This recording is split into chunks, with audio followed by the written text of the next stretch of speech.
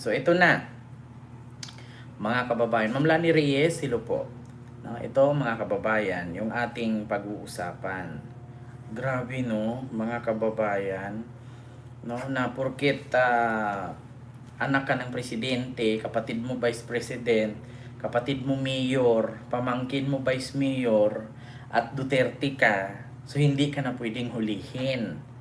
Nako, ipaparinig po natin ha sa inyo mga kababayan. Ako po, ito po siya.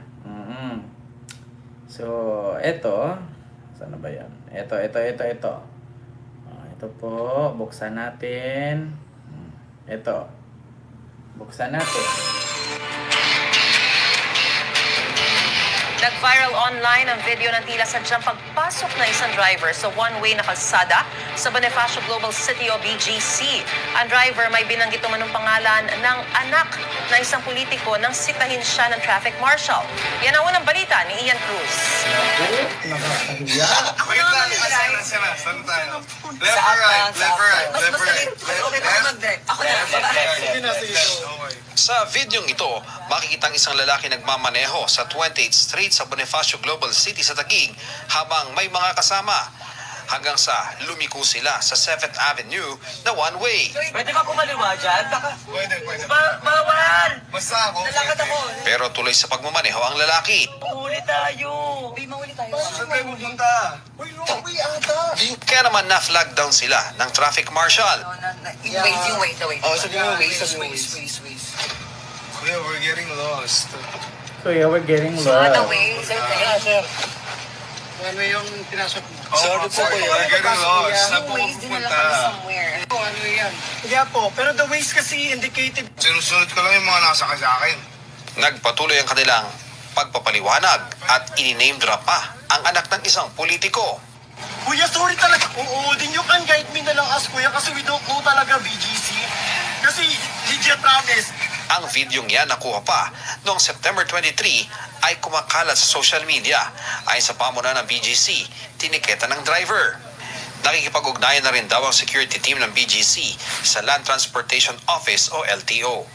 Sinisika pa ng GMA Integrated News sa makuhang panig ng Investigation and Intelligence Division ng LTO ukol sa insidente. Ngayon din ang pahayag ng social media influencer na nag-upload ng video. Hindi malinaw kung siya ang driver o siya ang kumuha ng video na base sa anggulo ay nakaupo sa harapang passenger seat. Ito ang unang balita. Ian Cruz para sa... Kita ninyo mga kababayan. Kita ninyo. Tapos sinadya niya. Tapos tinanong siya nung kasakay niya sa front seat na ay bawal dumaan dyan. Kasi one way yan. Sabi niya, hindi. Basta ako, walang bawal. Basta ako. Sabi nga ganon. So pagdating nila doon, nagpapalusot sila. Kuya, we are lost. Alam niyo yung Bisayang English, putang inang yan. Yung akala mo anak ng mayaman na putang inang ano, 'di ba? Mga squammy naman yung ugali. Yung mga Bisayang ano, yung mga Bisayang spoiled brat, 'di ba? Oo, tapos alam niyo yung ako nabubuisit ako ng mga ganyan, no? Yung Bisaya yung diction mo, tapos mag-i-English ka, tapos sasabihin, Kuya, we're lost. Kuya, hindi ko talaga siya feel kasi po ako'y na-hurt kasi. Tapos, yan kasi yung turo ng West Me. 'Di ba? Yung mga ganong putang inang English na anong konyo na yan. 'Di ba? Hindi na lang kasi Tagalogin kasi sa bagay kung magtagalog na silang pangit ng diction. Si Sarah nga pagpakinggan mo magtagalog tapos Bisaya, mukhang ano basta alam nyo na. Oo. Tapos ang feel nila akala mo mga anak sila ng mga bilyonaryo, sila yung mga anak ng mga presidente ng mga tawag doon, mga kumpanya na number 1 in the Philippines, diba? Mga anak sila ng mga businessman, diba? Oo. So, Diyos ko mga kababayan, at ito na nga, noong sila'y itinikitan, hindi sila natikitan, nung kinumpis ka kung saan yung passport, o ID ninyo or license ninyo kasi ganito ganyan. Ma'am Sir Paglore, hello po. Ang sagot, kilala mo ba si Kitty Duterte? Friend kasi namin siya. Kitty Duterte is friend of mine. Tapos sabay alis agad ng driver ng 'Di ba? Driver ng hindi, yung enforcer. Tapos sabi pa, "Kuya, we're lost." Alam niyo yung putang ina niyo, yung mga taga-probinsyang mga baklang taga-probinsya na mga OA na akala mo mga mayayaman. Huwag kayong pumunta sa isang lugar sa BGC na ang akala ninyo kayo yung may-ari ng lugar, kayo yung kayo yung mga anak ng Diyos. Putang ina, magagalit si Kibuloy diyan. Kaya we're lost. Yan kasi yung tinuro sa amin yung ways. Pero kitang-kita naman sa video na sinadya nilang pumasok dun sa one way. Tapos pinangalanan pa yung pangalang Kitty Duterte. Mayroon ba kami po ay natanong sa MPC? Ito po mga kababayan. Ito pa. Bukod doon, mga kababayan, saan na ba yun? Naglabas ng Hintayin natin lahat! Ito po yun ha, mga kababayan. One way. Ito. Tinikita na pero nakikipag-ugnayan na rin sa LTO ang pamunuan ng Bonifacio Global City sa Taguig. Para yan sa kaukulang parusang ihahain laban sa social media influencer na viral dahil tila sinadya umanong pumasok sa one way. Nakatutok si Ian Cruz. Kapag DDS kasi mga kababayan, bobo talaga yan. Bakit?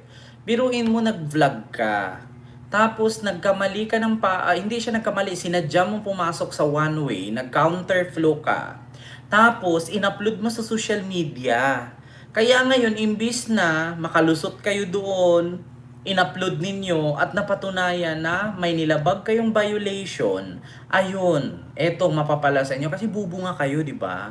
Kumakalat sa social media ang video ng lalaking ito sa Bonifacio Global City sa Taguig habang may mga kasama. Sira. Saan tayo?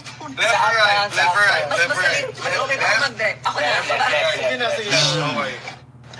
Ang nilikuan, one way. Pwede ba kumaliwa dyan? Pwede. Bawal! Basta ako. Pero tuloy sa pagmamaneho ang lalaki. Basta ako walang bawal. Saan tayo pupunta? Uy, long way ata. Kaya naman, na-flag down sila ng traffic marshal. Kunwari yung way, the way. Oh, sige nga. Ways. Tinuruan pa. The way. Yeah, sir. Ano yung pinasok mo? Sabi po ko yan. Ganun o. Saan po pupunta? Ito, our last. Kaya po, pero the ways kasi indicated us to be within eh. Paano yun? Sinusunod ko lang yung mga nakasakay sa akin. Humaba pa ang paliwanagan. May anak pa ng politiko na ini-name drop ang driver. Yun pong niname drop ng driver mga kababayan ay si Kuya, Kitty sorry talaga. Duterte. Din you can guide me na lang as kuya kasi we don't know talaga video. Naglabas na ng show cause order ang Land Transportation Office para pagpaliwanagin ang nag-viral na driver at may-ari ng sasakyan na sumalubong sa one-way street sa BGC sa Taguig. Pinagsusumite sila sa October 15 ng written explanation kung bakit hindi sila dapat sampahan ng patong-patong na kaso na may parusang kanselasyon ng lisensya. Naglabas Kita ninyo, September nangyari, sa October sila punta ng BGC, LTO. At pinapaliwanag sila kung bakit paanong hindi sila kasuhan ng patong-patong. Rules yan. Ngayon mga kababayan, instead na hindi makasuhan, nag-upload pa ng video na sinadya gawin, sabihin, tinuro nung Waze, ganito, ganyan. Tapos sabi pa nung driver, basta ako, walang bawal-bawal, basta ako. Sabing ganon. So ngayon, mga kababayan, yun nga, ni-name drop yung pangalan ni Kitty Duterte. Diyos ko naman. Tapos ano kayang nangyari? Nakasuhan ba? Nakulong ba? Wala. Diyos ko naman. Naku, mga kababayan, nakakahiya. Huwag kayong ganyan, oy. Diba? Alam niyo yung mga ganyang bagay, yung mga ganyang senaryo, no? Actually, hindi, pagdating kasi sa pangalang Duterte, wala akong problema. Pero ang problema kasi dun mga kababayan, kung ikinukonsinte, no, or itinutolerate yan ng mga Duterte na gamitin ang pangalan nila because nakagawa ka ng violation, hindi po maganda yung ganun. Diba? Hindi po maganda. Kasi mahuhulog dyan, porkit kaibigan ka ng anak ng presidente, hindi ka nahuhulihin. Pinsan ka ng anak ng presidente, or di kaya girlfriend mo, si Kitty, ganyan-ganyan. So hindi ka na, ano yun, may favoritism, palakasan? Kung tutuusin yung mga magulang na yung mga magulang na politician yan, ay hindi naman dapat kinakatakutan yan. Kasi bakit? Taong bayan ang nagpapasahod dyan. Kung meron mang pinaka-powerful, ay ang taong bayan. Kasi bakit? Even the president, walang kapangyarihan kung ang taong bayan na mismo ang magsabing tanggalin siya. 'Di ba? Wala siyang sasahurin kung ang taong bayan na mismo ay magsabing hindi siya sasahuran at hindi magbayad ng tax. 'Di ba? Diyan nakalunya hilo po, and kay Ma'am Ashley Kate, and kay Ma'am Cirila Andres, hilo po, Ma'am Alice Toason, hilo po. 'Di ba? Nakakaloka yung ganyan. Napaka-unfair naman.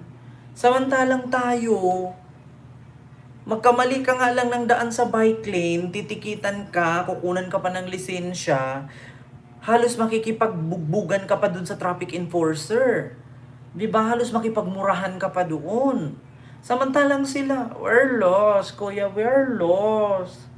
'Di ba? Kita niyo, tapos, do you know, Katie Duterte is friend of mine. Tapos wala na, thank you na lang. Ano yun? 'Di ba? Kung ganyan mga kababayan, hindi po maganda yan.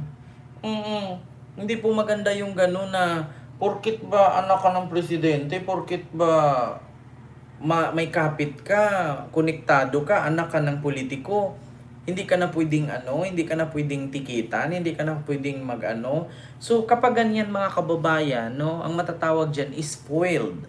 'Di ba? Spoiled brat ang tawag diyan.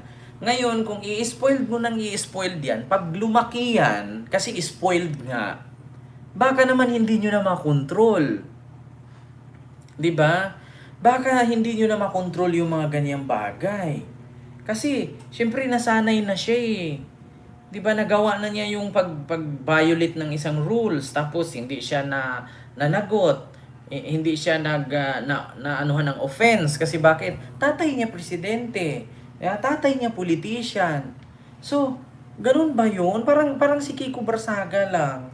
Tatay niya politician, angkan niya politician. So, kahit magsabi siya ng fake news, okay lang. 'Di ba? Kahit magbanta, 'di ba? Magmura, okay lang. Kasi bakit? Anak ka ng politician. 'Di ba, Ma'am Jana Calunya? At sa inyong lahat po dyan. Kaya sa totoo lang mga kababayan, nakakaloka. Nakakahiya. Bakit walang kaso pag ordinaryong tao kulong agad? May labag na ginawa, hindi hinuli. Ano yan, 'di ba? Yun nga. Yun nga, madam. 'Di ba? Ma'am Rosalinda, yun nga. May nilabag. Good influence or bad influence dahil Duterte. Asaan ang mga pulis na takot dahil Duterte? Why? Bakit po? 'Di ba? Yun. Akala mo kung sinong Poncio Pilato. Ganyan ang nangyari sa anak ni Tebes, masyadong mayabang nung may nakaalitan. Sabi ni Sir Celso Pineda. 'Di ba? Yan ang mahirap mga kababayan, no? Buti na lang, Sir Polongski Yutman, hilo po.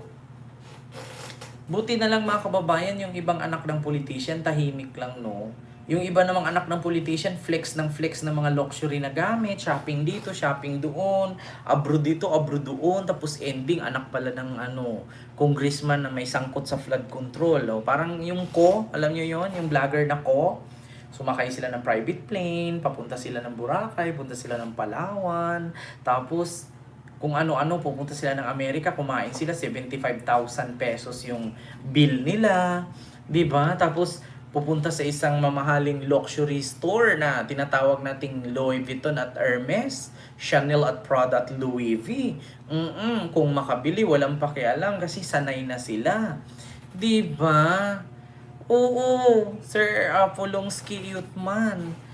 Kaya pangit yung ganyan, no? Wag ninyong dapat pag mga ganyan, wag ninyong itolerate yung ganyan, no? Kasi hindi porkit tatay mo ay ganito, tatay mo ay ganyan, ay makapangyarihan ka na. Tandaan ninyo, Ni isang politician, walang power yan kung ang taong bayan na mismo magsabing tanggalin siya at ayaw na sa kanya.